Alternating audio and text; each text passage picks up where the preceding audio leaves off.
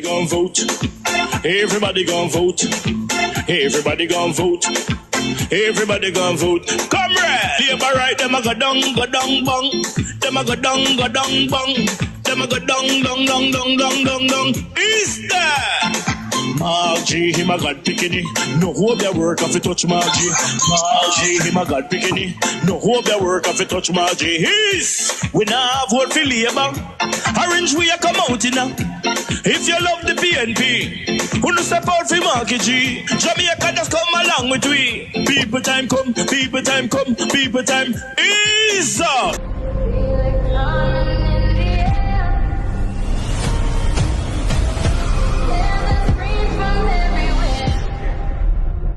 Only thing that's on my mind is who's gonna run this town tonight. Yeah, I say that we are pledge of allegiance. Who's gonna run this town tonight? Yeah, I say that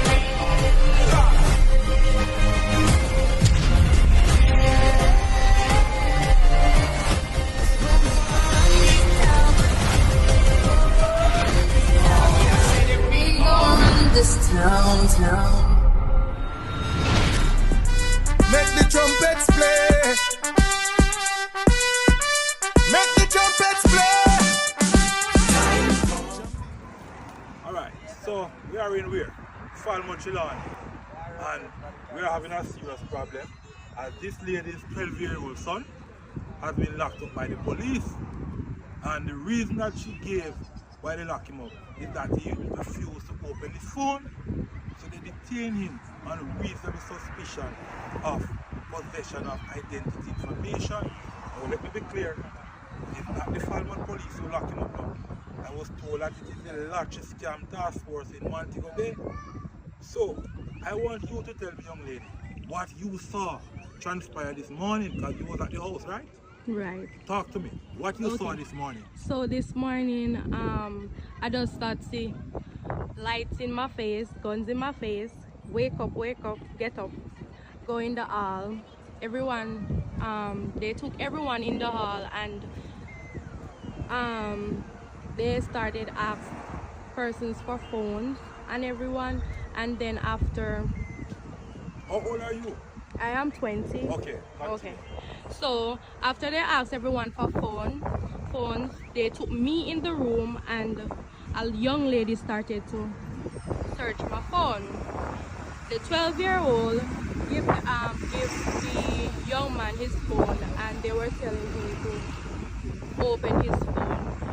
He told them that he did not remember the code. They keep on pressing him till one of the police that came in told the young man that he is going to beat him. Then he started to look. The police tell which young man is going to The 12-year-old that he was going to beat him. He's going to beat the 12-year-old? Right. Why? Because he was not opening his phone. Oh, because he's not opening his phone. The police tell him they're going to beat him. Mm-hmm. Did the police beat him? No, okay, he did not. Okay, so after he told him that, they took him one side, started to question him. When stick up in, and the 12-year-old that the police told that he was going to beat him. Is that your son? Yes. Oh. Okay, so after they started to question him, I went beside one of them, one of the police. When they were questioning him, who was present? No one was present. So the police from Latches Scam Task Force in Montego Bay, you're saying that they were questioning the 12-year-old boy with no adult present? Right. So that's the JCF member from Latches Scam Task Force in Montego Bay. So I went beside of him and one of the police looked at me, and then after he took him outside. Then after he took him outside, then one of the female that was searching my phone called me inside to search the room. Yes. Right. Then after the 12-year-old came in and started to cry. Why was he crying? I asked him if they beat him and he said no. Then after I asked the police, where are you taking him? And he told me that he was taking him to the jail. I said, you cannot take him to the jail because I know my rights. He told me that I saw me no court. Then after, he told me that he is going to take him to Stuartown. Stuartown, that's in Trelawney. Right. So did he take him to Stuartown? Right. They took him. They sent him out of the room, and then after, I did not know when they were leaving or anything. I just went outside and saw that they were gone. Oh. So they took the 12-year-old from the house without any adult, and they took him to lock him up in jail. So where is the 12-year-old now? He's currently at Stuartown. Okay. Mother, did you know that your 12-year-old son is locked up in the police jail now?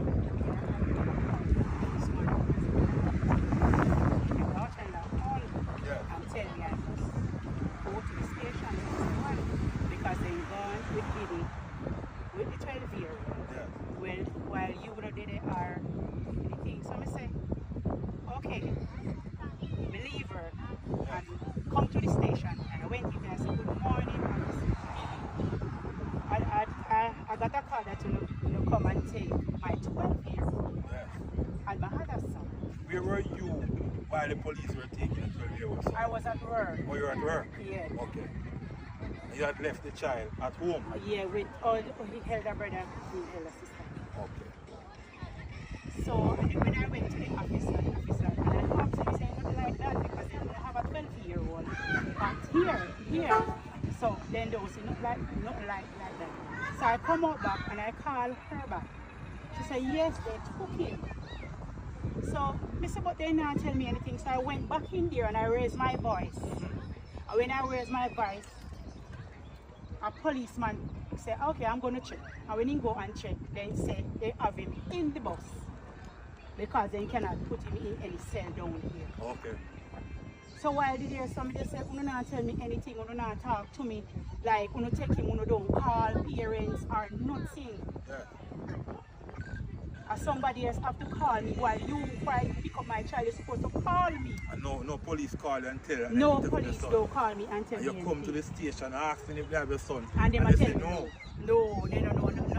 Your son is still in jail now. No, present no. And I mean, he's 12 years old. Yeah, and he's 12. And he's not charged. No. They say it's on reasonable suspicion of that that's he's scamming. And you're saying that the reason why they lock him up is because what? He refused to open the phone. I say, don't remember the past. Okay. If you traumatize a child and you remember certain things, And these are the Ratchet Scam Task Force Police from Montego Bay. So although they did the operation in Trelawney, it is not the Trelawney Police now. It is the Ratchet Scam Task Force Police. Alright? Good. Alright. Let us see what happened. Yes, ma'am or sir. I know what is the Samoa agreement, and yes, I said it and I will say it again. From Mr. Olness signed the Samoa agreement, I know what was coming next. Because the Samoa agreement is about the EU and the OACPS countries. So from you sign that, we know everything gonna turn bangarang because they have to take the batty money. What is wrong with you? You don't think I know what the Samoa agreement is about? Huh? You don't think I know? Okay. And this old farm work shit, you don't think I know? I know. But all I'm saying is, as long as you sign that agreement, you gotta say yes to everything else. Okay? Calm down, London, you're too loud. Okay? Alright. So, here's the thing now. Oh boy, there's a certain MP in St. Mary who I wouldn't say I'm worried about him, but I'm concerned. Here's why I'm concerned. Oh, I see somebody in the chat saying, why is there music in the background? Remember that we're at an outside broadcasting and there are loudspeakers. There's an opening ceremony going on now and there was music to entertain the crowd. So that's what you're hearing in the background. It's not us turning on music for you, okay? All right. So St. Mary.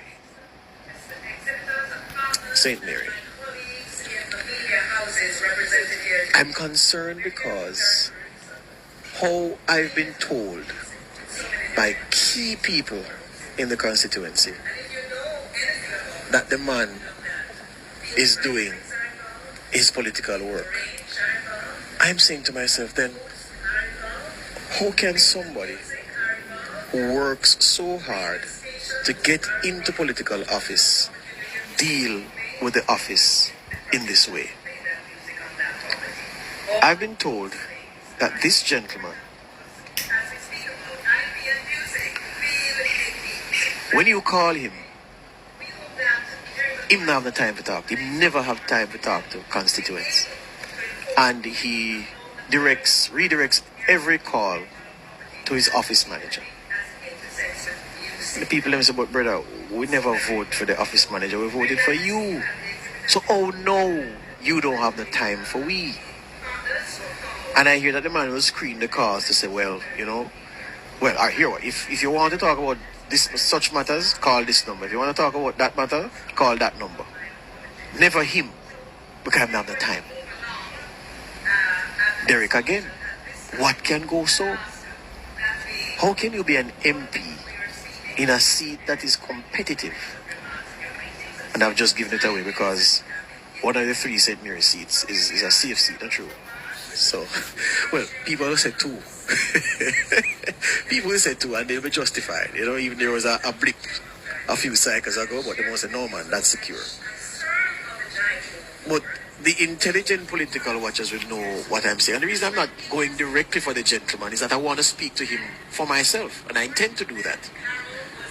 To ask him, well, politically, what are you doing?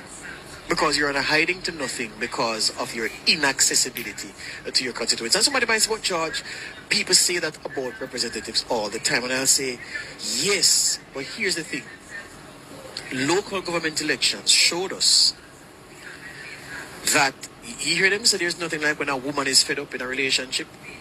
There's nothing like when constituents are fed up in a constituency or a division. And when they're fed up, it is united action against you. And as one constituent said to me, George, at this rate, the MP is going to get what the man get in Gale for the Labour Party at the local government elections. Now, the Gale councillor is a good friend of mine, Jerome Byfield. We play ball together. We lived in the same complex one time. Very nice young man. Yeah? And he created that upset for the PNP on election night. And them say the man who lost to him behaved the same way that this member of parliament is behaving now. And them say everything suggests that the same Radam will drop local government election day is going to drop general election day. So I say that to say, sir, you need to break up your fallow ground. And in Patois we say folly ground. Fallow ground. You need to break it up, sir. Because it don't look good. We're not going to false promise. On the things that we are putting back in the office. On the things that we are novice. On the better listen to this. Vote them out cause them not see we when we hungry.